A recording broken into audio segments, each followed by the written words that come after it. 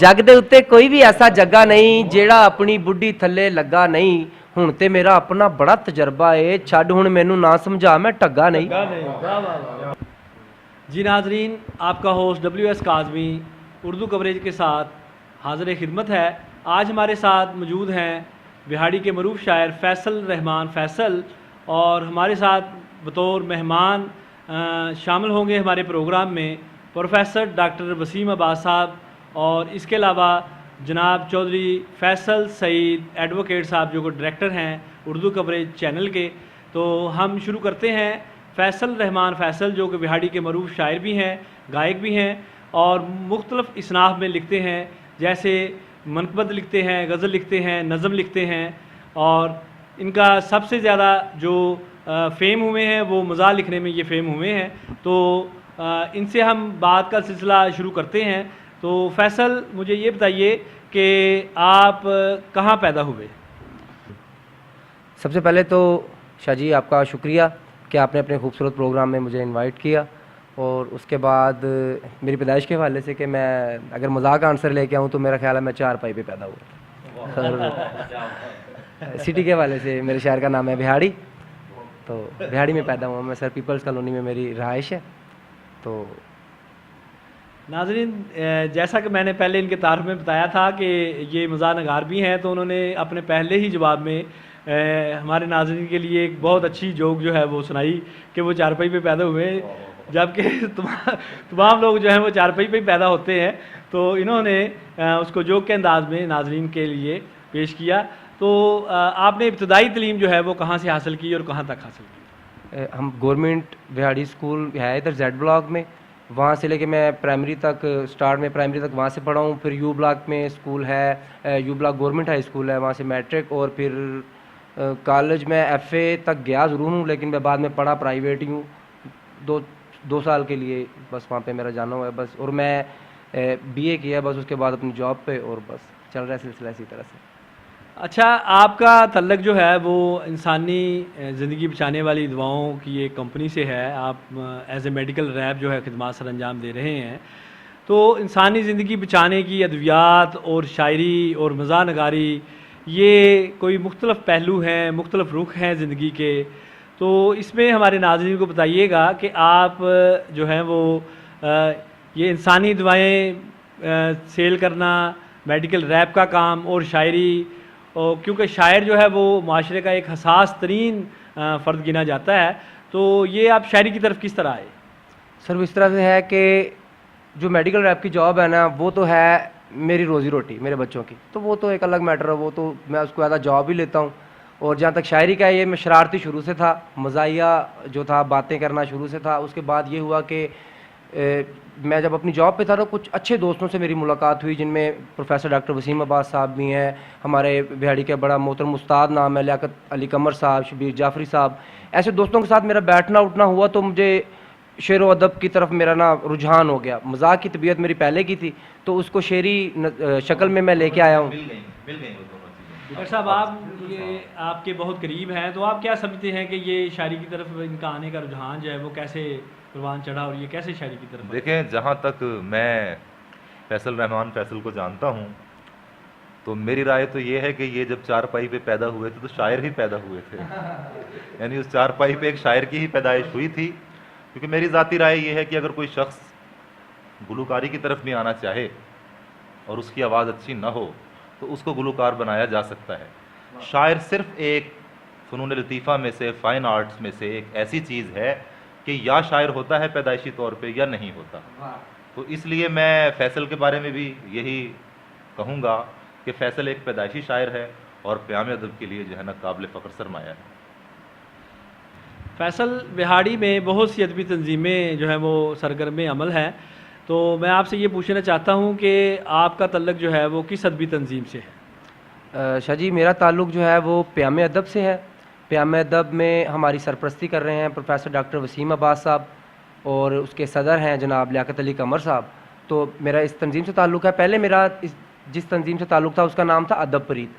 तो वहाँ पे ये था कि वहाँ पे खुद नुमाई वाला ना आंसर था। लोग अगर शायर अगर बन भी जाए, कोई अच्छा शायर अगर हो ना, तो उसको अच्छा इंसान होना भी उसका बहुत ज़रूरी है। अगर कोई अच्छा शायर होता है तो तो ये पहली उसकी कह लें कि शर्त है अच्छा शायर बनने के लिए कि अच्छा इंसान भी आपको होना चाहिए, तभी आपकी बात में असर आता है। लेकिन वहाँ पे कुछ ऐसा हुआ था कि खुद नुमाई वाला आंसर लोगों में पैदा हो गया था। तब प्रोफेसर डॉक्टर वसीम अब्बास साहब ने एक तहरीक पैदा की हमारे अंदर, हम 4-5 लोग जो हैं वो जुड़े हैं, तो हमने एक जमात बनाई जिसका नाम है प्यामे अदब। तो हम उसको लेके चले हैं और 2-3 साल में माशाल्लाह से ऐसा हुआ कि अब विहाड़ी की सबसे बड़ी अदबी जमात जो है वो हमारी प्यामे अदब है। तो प्राउड है मुझे कि मैं प्यामे अदब का हिस्सा हूँ। हाँ, अच्छे शायर को अच्छा इंसान भी होना चाहिए, ये कहना है फैसल रहमान का। तो मैं ये कहना चाहता हूँ आपसे, ये पूछना चाहता हूँ कि प्यामे अदब तंजीम ने जब से वो मार्ज़ वजूद में आई है कुछ ऐसा काम किया है जो विहाड़ी अदब के लिए सरमाया हो, विहाड़ी अदब के लिए वो इन फ्यूचर जो है लोगों के लिए एक अच्छा मवाद हो, या कोई ऐसा काम किया हो जो विहाड़ी अदब के लिए तारीख़ी हो? जी, हमारी प्यामे अदब ने ऐसे तारीख़ी काम किए हैं कि जो मेरा ख़्याल है पिछली पूरी हिस्ट्री में विहाड़ी अदब में ऐसे काम नहीं हुए कि मीन्स हमारी जमात के नाम से, प्यामे अदब के नाम से हमारा रेगुलर बेसिस पे रसाला जो है वो शाया हो रहा है रेगुलर बेसिस पे, और लगातार प्यामे अदब जो है वो बड़े बड़े इवेंट, बड़े बड़े मुशायरे करवा रही है। और नौजवान जो शायर हैं वो जो सीखने का जो जिनमें है कि हम सीखें, उनको सीखने के बहुत ज़्यादा मौके इधर मिल रहे हैं हमें, प्रोफेसर वसीम अब्बास की शक्ल में, शबीर जाफरी की शक्ल में, लियाकत अली कमर की शक्ल में, और मैं नाचीज़ तो हूँ ही क्या। तो ये है कि बड़ा अच्छा प्लेटफॉर्म है और बहुत ज़बरदस्त काम हुए हैं प्यामे अदब। जो काम प्यामे अदब ने किए हैं वो आज से पहले किसी भी अदबी जमात ने नहीं किए बिहाड़ी में। आप फैसल, मुझे ये बताइए कि आपके फ़न के हवाले से हम पूछना चाहते हैं कि आप कौन सी सिनफ़ को ज़्यादा लिखते हैं? आप गज़ल लिखते हैं, नात लिखते हैं, मरकबत लिखते हैं, या मज़ाह जो है वो मज़ाह शायरी आप लिखते हैं? देखें काज़मी साहब, इस हवाले से तो जो भी सनफ़ है वो मैं लिखता ही रहता हूँ मोस्टली, लेकिन जो है नज़म में मेरा ज़्यादा रुझान है, और नज़म में भी मैं कोशिश करता हूँ ज़्यादा मज़ाक की तरफ लेके आऊँ, क्योंकि मज़ाक जो है वो मेरी पहचान है। मैं संजीदा शायरी भी करता हूँ, लेकिन मज़ाक के हवाले से लोग मुझे जानते हैं, तो मैं कोशिश करता हूँ कि जो भी मैं कलाम लिखूँ मैं उसमें मज़ाक का आंसर लेके आऊँ ताकि मैं लोगों को हंसाने का सबब बन सकूँ। अच्छा फैसल, मैं ये पूछना चाहता हूँ कि आप अपनी जॉब के लिए भी टाइम निकालते हैं, शायरी के लिए भी टाइम निकालते हैं, और हमने ये सुना है और आपके गाने भी काफ़ी हमने यूट्यूब चैनल्स पे देखे हैं, सुने भी हैं, तो गायकी भी आप करते हैं, अच्छे गायक भी हैं, तो इतना टाइम किस तरह निकाल पाते हैं? मैं जो शायरी है या मेरी गुलकारी की रिहर्सल है वो मैं अपनी जॉब के दौरान ही करता रहता हूँ। यानी कि मैं अगर अपनी जॉब में मेरा टूर है दूसरे शहर का किसी का, तो इस दौरान मैं जो मेरा दिमाग जो है वो फ्री है शायरी के लिए, फ्री है गायकी के लिए, अपने रियाज के लिए, तो मैं इसी दौरान अगर बाइक पे जा रहा हूँ तो भी इसी दौरान मेरी सोच या जो कुछ मेरे मिसरा है, मैं इस हवाले से एक बताना चाहता हूँ कि शायर बतौर शायर के शायरी वाला भूत मेरे सिर ते चढ़िया रहता है, सोचां दे विच हर वेले कोई मिसरा अड़िया रहता है। तो इस तरह से जो मिसरा है जो वो दिमाग में अड़ा रहता है कि हर वक्त चलता रहता है। अपनी जॉब के दौरान भी मैं जो है ना वो अपना ये शुगल पूरा करता रहता हूँ। अच्छा, आप बिहाड़ी में कौन से शायर ऐसी शख्सियत है जिनसे आप इंस्पायर हैं, जिनकी शायरी को आप समझते हैं कि वो उस्तादाना रंग रखती है और आपको सीखने का मौका मिलता है, और बल्कि ना सिर्फ आपको सीखने का मौका मिलता है बल्कि बिहाड़ी के तमाम उभरते हुए नौजवान शायरों को उनसे सीखने का मौका मिलता है? तो आप कौन सी ऐसी अदबी शख्सियत से, बिहाड़ी की अदबी शख्सियत से मुतासर हैं? देखें जी, जिस तरह से कोई स्कूल होता है ना जिसमें कितने सारे बच्चे पढ़ रहे होते हैं, उसी तरह से मेरे ख्याल में प्रोफेसर डॉक्टर वसीम अब्बास, जनाब लियाकत अली कमर साहब हैं, शबीर जाफरी साहब हैं, ये पूरे के पूरे स्कूल हैं अदब के हवाले से, तो इनसे बहुत कुछ सीखा जा सकता है। मैं इन तीनों का बड़ा फ़ैन हूँ, इनकी शायरी कमाल है। प्रोफेसर वसीम अब्बास साहब के बारे में मैं कहना चाहूँगा कि इनकी जो है ना वो नातिया कलाम का पूरा एक उनकी किताब छपी हुई है, इस कदर मोहब्बत से वो लिखते हैं। हम अगर मेरे ख्याल में कि हर शायर के पास एक एक दो दो नाते होती हैं, जो मुशायरों में वो उसका होता है कि मैं मुझे सुनाने के लिए मेरे पास एक दो नाते हों, जबकि ये इनका ऐसा मुकाम है कि ये लिखते ही सिर्फ नाते हैं, मनकबत लिखते हैं मोस्टली, बाकी गज़लें भी लिखते हैं, लेकिन इस हवाले से कि ये है कि हमें अपने दीन के साथ भी जोड़े रखते हैं, और इनकी जो है बाकी शायरी पढ़ के बहुत से जो है नौजवान शायर उनको सीखने का बड़ा मौका मिलता है। हर हवाले से मुकम्मल है इनकी शायरी। फैसल, बिहाड़ी में बहुत सी अदबी तंजीमें काम कर रही हैं, तो मैं भी चूँकि कुछ अदबी तंजीमों के साथ मेरा भी रब्ता रहा है, मैंने अपनी एक किताब कंपाइल भी की शोरा कराम के हवाले से, अंदाज़े बयां और उनके नाम से। तो मैंने मुझे ये देखने में आया है कि शोरा कराम के अंदर कुछ ऐसी बातें हैं कि वो जैसे प्रोफेशनल जेलसी का अंसर जो है पाया जाता है, तो उससे क्या अदब के फ़रोग़ के लिए कोई रुकावट पैदा हो रही है? अदब के फ़रोग़ को वो मौक़े नहीं मिल रहे बिहाड़ी में जो मिलने चाहिए इन अदबी तंजीमों की आपस की चपकलिश की वजह से? बिल्कुल काज़मी साहब, आपने बड़ा अच्छा सवाल किया। ये वाक़ई ही में बड़ी रुकावट है अदब के फ़रोग़ के हवाले से कि मीन्स कि अगर एक बंदा जो इस लेवल का है, मीन्स जैसे प्रोफेसर वसीम अब्बास साहब हैं, ये प्रोफेसर हजरात हैं, इस तरह से जो कि बड़े उहदों पे फाइज लोग हैं, वो सिर्फ अपने अपने बंदे जो उनके जानने वाले हैं अगर उनको नवाजेंगे तो जो बहुत अच्छे अच्छे शायर हैं सर, उनका जो हक़ है ना वो मारा जाता है। तो ये वाकई इससे अदब के फ़रोग़ में फ़र्क पड़ता है और इसमें बंदे की शायरी में भी फ़र्क पड़ता है। मैं आज शायरों को भी ये पैगाम देना चाहता हूँ कि अगर वो एक दूसरे से जलते हैं तो वो असल में अपना ही नुकसान कर रहे होते हैं कि उनको अपनी शायरी के हवाले से या अपने जो असल वो काम जो उनका है वो नहीं कर पाते, वो इस जेलसी में अपना वक्त ज़ाया करते हैं जो कि नहीं करना चाहिए। जी फैसल, बिहाड़ी में बड़ा एक अच्छा हवा का झोंका आया था बिहाड़ी टी हाउस के हवाले से, लेकिन वो हवा कुछ अरसा ही चल सकी और उसके बाद फिर वही हवस का दौरा शुरू हुआ। तो मैं ये आपसे बतौर शायर ये पूछना चाहता हूँ कि क्या अब इन फ्यूचर कोई ऐसा साहिब इक़्तिदार, कोई ऐसा डिप्टी कमिश्नर बिहाड़ी में कोई ऐसा अफसर आएगा जो शायरों के बारे में सोचेगा और दोबारा से बिहाड़ी में टी हाउस बनेगा और गैर फ़ाल टी हाउस नहीं बनेगा बल्कि फ़ाल टी हाउस बनेगा? तो क्या आपकी एक नज़म भी हमने मुख्तलिफ़ चैनल्स पे सुनी है जो आपने टी हाउस के इत्तिसाल जो हुआ है उसके हवाले से लिखी है, अगर आप हमारे नाज़रीन को वो भी सुना सकें तो आपकी बड़ी मेहरबानी होगी। और इस हवाले से आप ये भी फरमाइएगा, क्या इन फ्यूचर कोई आप देख रहे हैं कि बिहाड़ी में दोबारा टी हाउस बन सकता है? हाँ जी काज़मी साहब, इसके लिए तो ये है कि पहले अली अकबर भट्टी साहब थे, उनको मैं ज़रूर यहाँ पे उनका ज़िक्र करना चाहूँगा कि उन्होंने शायरों की लिए बड़ी सपोर्ट की, शायरों के लिए उनको टी हाउस बना के दिया। लेकिन चूँकि ये सरकारी मामलात होते हैं, इनमें जिसकी लाठी उसका भैंस वाला हिसाब होता है, तो इसी तरह से हुआ है कि जो नई हुकूमत आई है, जो नया सिस्टम चेंज हुआ है, तो अपने उन्होंने बंदों को नवाज दिया और बिहाड़ी जो टी हाउस शायरों के लिए बना था, शायर असल में बेसिकली एक मस्कीन कौम होती है, चाहे वो करोड़पति भी हो तो बेसिकली वो मस्कीन ही होता है, तो उनके लिए ये टी हाउस बना था। लेकिन जो नई इंतज़ामिया आई है, उन्होंने अपने ही बंदों को नवाज के उसको टी हाउस को जिम खाना में कन्वर्ट कर दिया। तो शायर तो सही तरह से बेचारे एहतजाज भी नहीं कर सकते, अपनी रोज़ी रोटी बड़ी मुश्किल से पूरी करते हैं, तो ये बड़ी ज़्यादती हुई है इंतज़ामिया की तरफ से।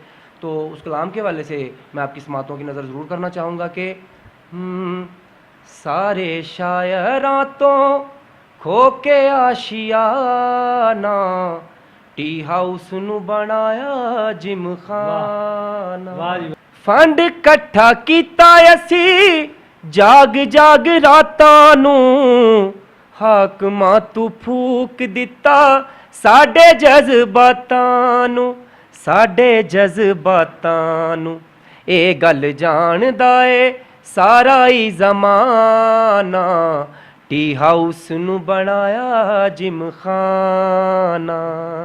और काज़मी साहब, इसमें मैं यहाँ पे बताता चलूँ कि जैसे मेरी आदत है मज़ा ऐड करने की, तो मज़ा ऐड करते हुए मैंने इसमें ये शेर लिखा है कि शायरां दा मामा फुप्पा चाचा ना कोई ताया सी, टी हाउस शायरां दा कुल सरमाया सी, कुल सरमाया सी, साडा रोल दिता सारा ही घराना, टी हाउस नू बनाया जिम खाना।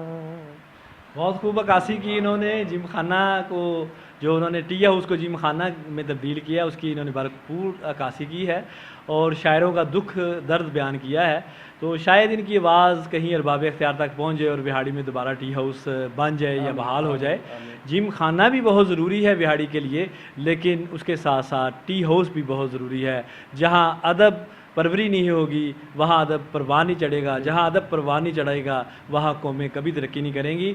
अब हम इसी सिलसिला को आगे बढ़ाते हुए हमारे मेहमान प्रोफेसर डॉक्टर वसीम अब्बास साहब कुछ मसरूफियत की वजह से चले गए थे, वो दोबारा स्टूडियो में तशरीफ़ ला चुके हैं, तो मैं उनको तकलीफ़ दूँगा वो भी तशरीफ़ ले आएँ और वो भी फैसल रहमान के फ़न और शख्सियत के हवाले में से इस गुफ्तगू का हिस्सा बने।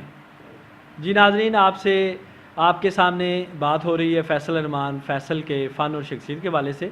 जैसा कि मैंने बताया कि हमारे आज मेहमान जो हैं वो हमारे इस प्रोग्राम में शामिल हैं प्रोफेसर डॉक्टर वसीम अब्बास, जो किसी तारफ़ का मुताज नहीं।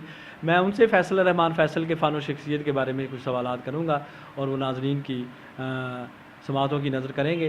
प्रोफेसर साहब, बहुत शुक्रिया आपका पहले तो कि आप इस प्रोग्राम में शामिल हुए, आपका कीमती वक्त आपसे हमने लिया। मैं ये जानना चाहता हूँ कि आपका तल्लुक़ शोबा उर्दू गवर्नमेंट कॉलेज बिहाड़ी से है। 8 किताबों के आप ख़ुद मुसन्नफ़ हैं। उर्दू की तमाम असनाफ़ शायरी की आप लिख चुके हैं। शायरी में आपने गज़ल, नज़म, नात, हमद, मनक़बत सब कुछ लिखा है। आपकी जो समझ लें कि एक वजह है शोहरत है वो नात है।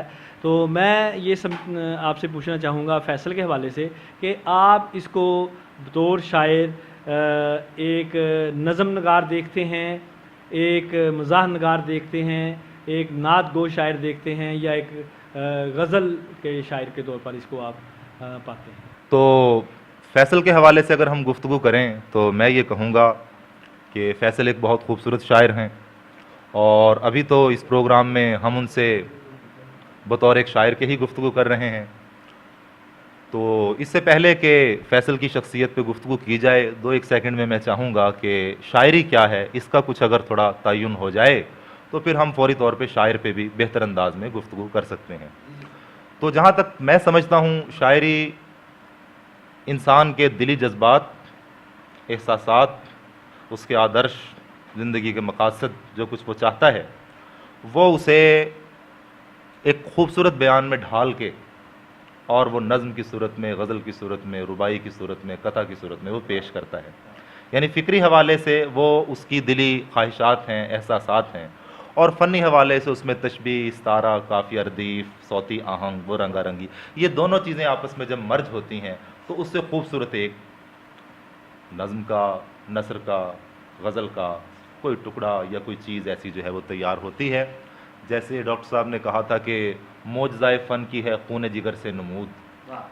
तो अब अगर फैसल के हवाले से बात की जाए तो फैसल के भी फिर 2 शेड हैं शख्सियत के, आप खुद इनसे काफ़ी अरसे से वाकिफ़ हैं। एक फैसल वो है जो एक फ़र्द है, सोसाइटी का सिटीज़न है, शहरी है एक, तो उसको मैंने बहुत नरम दिल और ख़ूबसूरत इंसान पाया है। ये मैं बतौर शायर के बात नहीं कर रहा, यानी इस वक्त मैं फैसल को एक आम इंसान के तौर पे, मुआशरे का, मोहल्ले का, यानी हमारा शहरी कह लें, उस हवाले से मैंने इनको बहुत खूबसूरत, बुज़ुर्गों का इंतहाई अदब करने वाला, बल्कि इन्होंने हम जैसे बाज़ लोगों को भी बुज़ुर्ग बना दिया हुआ है। तो नहीं, उस पर मुझे एतराज़ नहीं है। मैं एक खूबसूरत शेर जो है वो इसी हवाले से फैसल की नज़र करता हूँ। सब हमें बाकमाल कहते हैं, सब हमें बाकमाल कहते हैं, इसको कहतुर रिजाल कहते हैं। तो उसमें यह है कि हम ऐसे लोगों को भी एक मतलब गलत फहमी में या एक खुशी में मुब्तला कर दिया कि हम बड़े लोग हैं। तो दूसरी चीज़ जो इनकी शख्सियत का दूसरा शेड है कि फैसल रहमान फैसल बतौर एक शायर के, उसमें जो मैंने 2-3 चीज़ें नोट की, मैं करीब इनको 5 साल से सुन रहा हूँ। इनका कलाम संजीदा भी और पुरमज़ाह भी। एक तो ये है कि इन पे ख़ास अल्लाह की अता है, इनकी शायरी का एक बड़ा हवाला, अगरचे कलाम के मिक़दार के हवाले से वो छोटा हो सकता है, लेकिन मौजू के हवाले से वो है मनक़बत अहले बैत। मतलब ये इतने रचाओ के साथ, हुसैन मौला मैं जद भी तेरे, हुसैन मौला मैं तेरे बारे च जद भी कोई कलाम आका, तो बहुत खूबसूरत अंदाज से इन्होंने उस चीज़ को लिया। दूसरी चीज़ जो अब हमारे यहाँ बहुत कम होती जा रही है और उसके लिए हमारे सिलेबस में, निसाब में भी बड़ी कोशिश की गई, वो फैसल के यहाँ बड़ी एक शानदार तरीके से उसका जो है ना मतलब वो पुरजोश अंदाज से उसका इजहार मिलता है। वो है इनकी पाकिस्तानियत।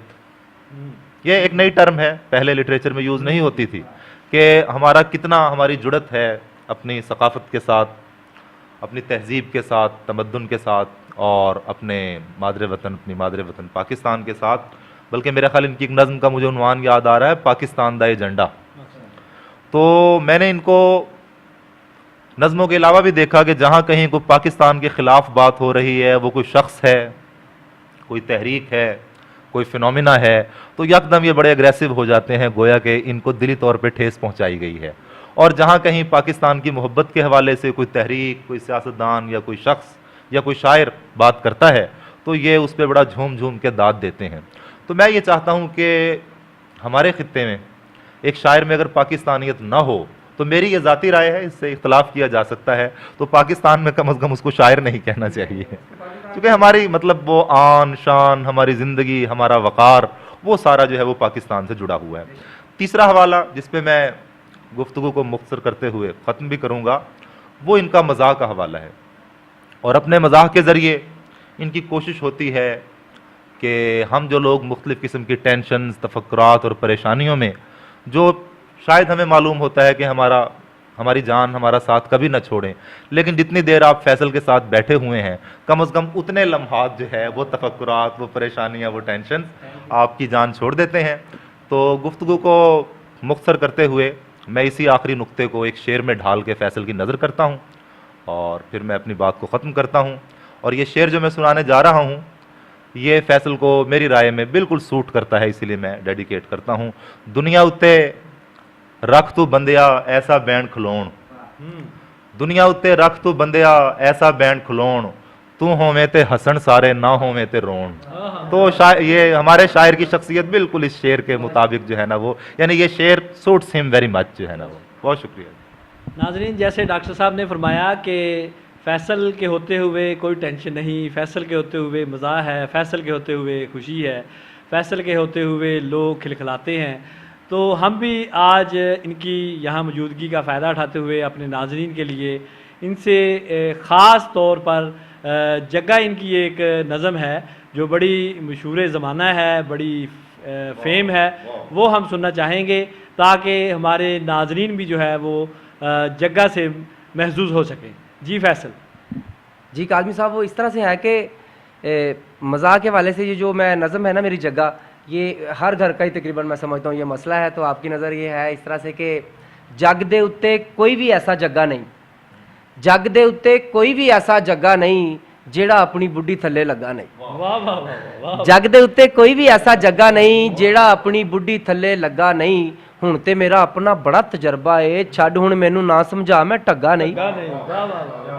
हुण ते मेरा अपना बड़ा तजर्बा है, छड्ड हुण मैनू ना समझा मैं टग्गा नहीं। भांडे ते मैं टैमो टैमी धो लैना, बुढ़ी नू एक धोण भी देंदा मग्गा नहीं।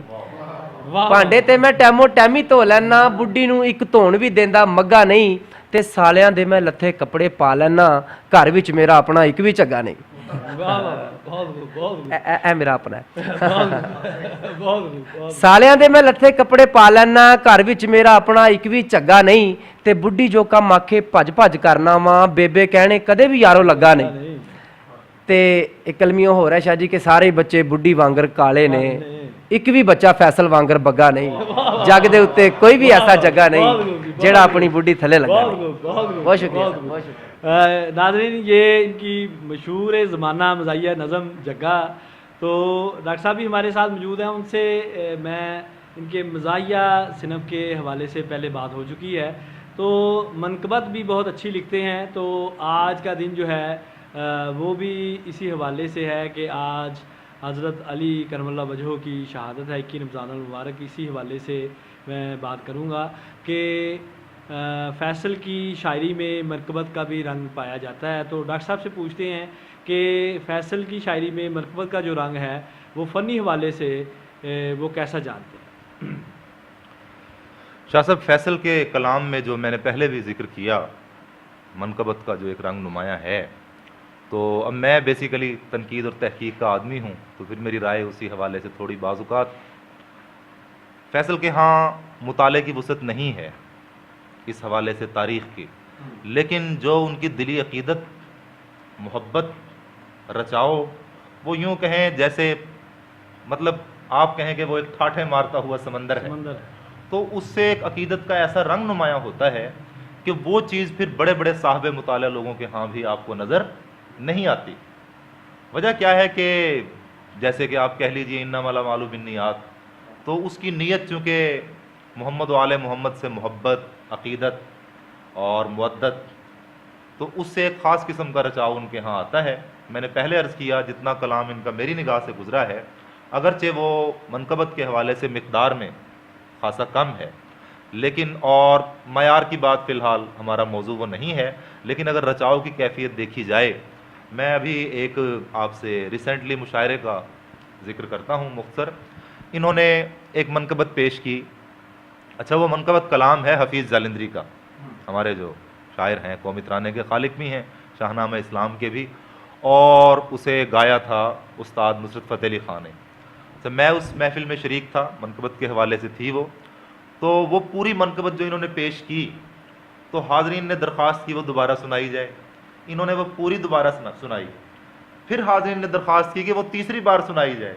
तो इन्होंने मेरी तरफ देखा कि डॉक्टर साहब, मैंने कहा भाई अगर ये 4 बार भी कहते हैं सुनाएं, तो ऐसा बहुत कम होता है कि एक शायर से कोई एक आध शेर को तो मुकर्रर की आवाज़ आती रहती है। ये अगर किसी और शायर का कलाम भी पेश कर रहे हैं, तो मैं जो वो बात कर रहा था कि कलाम हफीज़ का और उस्ताद नुसरत फ़तेह अली ख़ान की आवाज़, तो फैसल से बार बार फरमाइश क्यों हो रही है कि वो जो इनके अंदर का एक मुहब्बत और मोहब्बत और अकीदत का सिलसिला है, उसने, मैं खुद अपने तौर पे भी समझता हूँ कि उस नज़्म में काफ़ी मज़ीद जो है ना वो तासीर के रंग इन्होंने वो भर दिए। तो ये रचाओ इनका एक ख़ास मैदान है। तो मैं एक जुमले पे बात को ख़त्म करूँगा कि ये इन पर अल्लाह तबारक व तआला की अता है, जिसकी वजह से मनकबत का रंग इतना नुमाया होता है। जी नाज़रीन, डॉक्टर साहब का कहना है कि ये अल्लाह ताला की ख़ास एक अता है इन पे, जो ये इनके मनकबत के फ़न में ये माशाल्लाह बिहाड़ी में जाने जाते हैं। उनके जो इन्होंने मनकबतें लिखी हैं वो लोगों की ज़ुबान ज़द-ए-आम है। तो मैं अपने नाज़रीन के लिए इनसे गुजारिश फिर करूँगा कि अगर ये तरन्नुम में सिर्फ़ 2 शेर मनकबत के हमें और हमारे नाज़रीन के लिए पेश करें तो उनकी मेहरबानी होगी। जी बिल्कुल। लिबास है फटा हुआ, गुबार में अटा हुआ, लिबास है फटा हुआ, गुबार में अटा हुआ, तमाम जिस्म नाज़नी छिदा हुआ कटा हुआ, ये कौन ज़ी वकार है, बला का शाह सवार है, के है हजार कातिलों के सामने डटा हुआ, ये बिल यकीन हुसैन है, नबी का नूर ऐन है, हुसैन है, हुसैन है, नबी का नूर ऐन है। वाह जी वाह, सुभान अल्लाह। ज़िक्र हुसैन चल पड़ा तो मैं इनसे एक और रिक्वेस्ट करूँगा। आज ये हमारे चैनल के काबू आ गए तो हम इससे फ़ायदा उठा लें। तो इनकी खुद एक पंजाबी की मनकबत के रुबाई है, 4 शेर हैं हुसैन अलैहिस्सलाम के हवाले से। तो मैं ये इनसे गुजारिश करूँगा कि हमारे नाज़रीन के लिए वो भी पेश करें। ये बड़ी सादत की बात है मेरे लिए कि उन पाक हस्तियों का नाम मेरी ज़ुबान से निकले, तो बड़ी सादत की बात है। मैं ज़रूर इंशाल्लाह। वो कहता है जी इस तरह से कि हुसैन मौला मैं तेरे बारे च जद भी कोई कलाम आखां, हुसैन मौला मैं तेरे बारे च जद भी कोई कलाम आखां, ते सब तो पहले मैं सिर झुका के हुसैनीयत नूं सलाम आखां। हुसैन मौला मैं तेरे बारे च जद भी कोई कलाम आखां, ते सब तो पहले मैं सिर झुका के हुसैनीयत नूं सलाम आखां, हुसैन इब्ने अली नूं अपना इमाम आखां सलाम आखां, मैं चंद्रे फैसल नूं जद भी आखां हुसैन तेरा गुलाम, हुसैन तेरा गुलाम आखां, हुसैन तेरा गुलाम आखां। ये थे आज उर्दू कवरेज चैनल पर हमारे साथ फैसल रहमान फैसल। उनके साथ उनके फ़न और शख्सियत पर बात हुई। हमारे साथ मेहमान के तौर पर शामिल थे प्रोफेसर डॉक्टर वसीम अब्बास साहब। नाजरीन, ये सिलसिला इंशाल्लाह यूँ ही चलता रहेगा।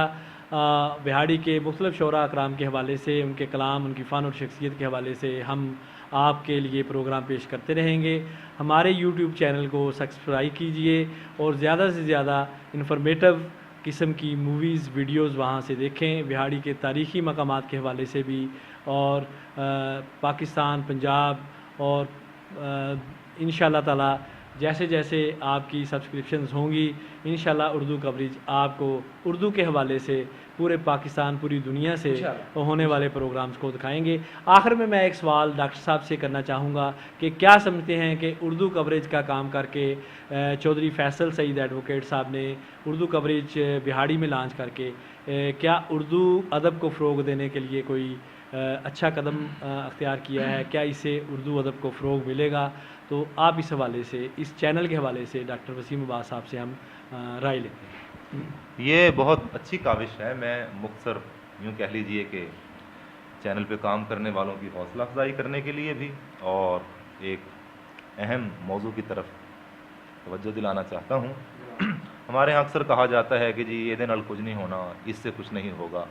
मैंने अपनी मुख्तसर तालीमी और तदरीसी ज़िंदगी में भी और अमलन अपने मुशाहदे की बिना पर भी देखा है कि हर वो कोशिश जो की जाती है उसका आउटकम ज़रूर होता है। उसकी डिग्री का डिफरेंस हो सकता है कि आपको उसका फल ज़्यादा कम कितना मिला, कैसे मिला।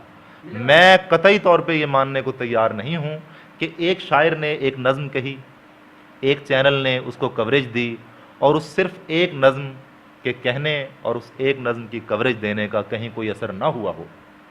शिकवाए जुल्मते शब से तो कहीं बेहतर था, शिकवाए जुल्मते शब से तो कहीं बेहतर था, अपने हिस्से की कोई शम्मा जलाते जाते।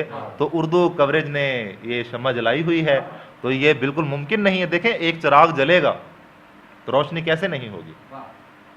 बाज़ औक़ात हम अंधेरे के अंदर जब अपनी मोबाइल की लाइट ऑन करते हैं तो जल्दी में अगर वो लाइट ऑन ना भी हो तो सिर्फ उसकी स्क्रीन से पैदा होने वाली जो मामूली सी रोशनी है वो आपको ये बिजली के बोर्ड के बटन्स और फ्रिज वगैरह उसका हैंडल वो सारा देखने में हेल्प देता है। तो इन्होंने तो बहुत बड़ी शम्मा रोशन की है और मैं इस चैनल के प्लेटफॉर्म से इस बात का भी इजहार करना चाहूँगा कि उर्दू अदब का मुअल्लिम होने के नाते, शायर होने के नाते और क़याम अदब का सरप्रस्त होने के नाते चैनल को दामे दरमे कदमे सुखने जिस तरह भी मेरे तामुन की ज़रूरत हो तो इंशाअल्लाह मुझे हमेशा ये तैयार पाएँ। बहुत शुक्रिया। जी नाज़रीन, फैसल के मज़ाक की बात चल निकली। जैसे डॉक्टर वसीम अब्बास साहब ने फरमाया कि इनकी शायरी में मज़ाक का रंग पाया जाता है, तो जैसे इन्होंने पहले अपनी एक दो नज़में मज़ाक की सुनाई हैं जिसमें जग्गा है और एक दो और नज़में इन्होंने सुनाई, तो इनकी एक मज़ाहिया नज़म जो है टुट्टा पज्जा माही भी शोहरत की बुलंदियों को छू चुकी है। तो मैं अपने नाज़रीन के लिए इनसे फिर रिक्वेस्ट करूँगा कि ये एक दफ़ा फिर मैं इनसे रिक्वेस्ट करूँगा कि ये टुट्टा पज्जा माही भी जो है हमारे नाज़रीन के लिए पेश करें। जी ज़रूर। वो मज़ाहिया नज़म ये मेरे अवाइल के दिनों में जब मैंने शायरी शुरू की थी तब ये मैंने लिखी थी नज़म, तो ये बड़ी ज़्यादा पसंद की गई है। तो आपकी नज़र के मेरा इसमें एक माही है जो गुम हो गया है, उसको ढूंढने की कोशिश कर रहा हूँ। आपको वो निशानियाँ बताऊँगा, तो अगर आपको भी कहीं मिले तो प्लीज़ मुझे बताइएगा। आपकी समातों की नज़र के मेरा माही रंग दा काला है, मेरा माही रंग दा काला है, ओदा नीले रंग दा नाला है, बेशक ओ भुखा नंगा है पर बंदा ओ दिल वाला है, ते बिन ओदे दुनिया सुननी है ओदी वड्डी सारी धुन्नी है।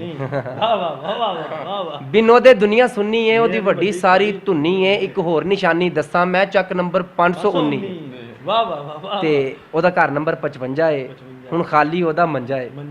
ओदा घर नंबर 55 है, हुण खाली ओदा मंजा है। ओदे मूँह ते भोरा रौनक नहीं, ओ सिर तो अद्धा गंजा है, ते ओदा मत्था फट्टे वर्गा है, ओदा मूँह भी वट्टे वर्गा है। ओदा मत्था फट्टे वर्गा है, ओदा मूँह भी वट्टे वर्गा है। ओ बैड ते पूरा आंदा नहीं, ओदा पिंडा कट्टे वर्गा है। ते ओदा पिंडा मैल दा भरिया है, ओदी बो नाल खोता मरिया। बहुत शुक्रिया जी। ओदा पिंडा मैल दा भरिया है, ओदी बो नाल खोता मरिया है। ओदी शक्ल भी बड़ी डरावनी है, ओदे कोलों डर भी डरिया है, ते ओदी मुछ भी ताज़ा फुटी है, ओने मेरी दुनिया लुटी है। ओदी मुछ भी ताज़ा फुटी है, ओने मेरी दुनिया लुटी है। ओ रेड़े थल्ले आया सी, ओदी सज्जी बांह भी टुटी, ते बड़े अरसे तो ओनू खारिश है। एक होर अलमी है जनाब है कि बड़े अरसे तो ओनू खारिश है, ओदे लक ते पित दी बारिश है। बड़े अरसे तो ओनू खारिश है, ओदे लक ते पित दी बारिश है। फैसल दी ऐनी बिनती है ते ऐनी बस गुजारिश है कि मेरा एक काम हुण सवार दिओ, मेरी डुब्बी नैया तार दिओ। मेरा माही जिथे मिल जावे ओनू उत्थे ही गोली मार, ओनू उत्थे ही गोली मार। बहुत शुक्रिया। बहुत खूब, बहुत खूब। जी नाज़रीन, आज हमारे साथ मौजूद हैं फैसल रहमान फैसल, बिहाड़ी के मरूफ उर्दू, पंजाबी, सराइकी, मज़ाह नगार शायर। उनसे गुफ्तगू जारी है। उनसे ये पूछते हैं कि अब तक उनका कलाम जो है कहाँ कहाँ शाया हो चुका है, उनकी किताब कोई मंजर आम पर आ चुकी है या आने वाली है, इस वाले से उनसे बात करते हैं। जी फैसल, आप ये बताइए कि आपका कलाम जो आप अब तक लिख चुके हैं वो कहाँ कहाँ शाया हो चुका है, और आपकी जो कलाम का मजमूआ है, किताब जो है वो शाया होने के किन मराहल में? जी, मेरी नज़में ग़ज़लें जो हैं वो अक्सर मुख्तलिफ़ अखबारात में छपती रहती हैं, और उसके अलावा मुख्तलिफ़ रसाइल जो हैं, जिसमें मेन जो है हमारा प्याम अदब, जिसका मैं पहले भी ज़िक्र कर चुका हूँ कि लगातार बेसिस पे जो है हमारे प्याम अदब और रसाला जो है वो छप रहा है हमारी जमात के और प्रोफेसर डॉक्टर वसीम अब्बास के ज़ेर शफ़क़त कह लें इसको। इसमें भी मेरे कलाम हैं, तो अक्सर अखबारात में भी मेरे कलाम छपते रहते हैं, और मेरे अपने मजमूआ कलाम के हवाले से मेरी किताब इंशाअल्लाह ताला बहुत जल्द मंजर आम पर होगी, उस पर काम हो रहा है और तकरीबन आखिरी मराहिल में है, जिसका मैंने नाम रखा है पंजाबी में पोल चोक चट्टा माफ। तो इंशाल्लाह ताला पोल चोक चट्टा माफ इंशाल्लाह ताला बहुत जल्द आपके समातों की वो आपकी बसारत की नज़र होगी वो। अच्छा, मैंने ये भी सुनने में आया है कि इसके बाद प्याम अदब का जो नंबर शाया हो रहा है तो वो फैसल नंबर भी शाया होने का इम्कान है, इस हवाले से आप? जी ज़रूर इंशाल्लाह ताला। हमारे सीनियर शायर हैं लियाकत अली कमर साहब, उस्ताद शायर हैं। जिस तरह से पहले मैं आपको बता चुका हूँ कि खुद नुमाई वाला सिलसिला चलता रहा है और अभी भी चल रहा है, उसी वजह से वो पिसे हैं हमारे लियाकत अली कमर साहब, उस्ताद शायर हैं। तो उनका ना आज तक कोई मजमूआ कलाम नहीं छप सका।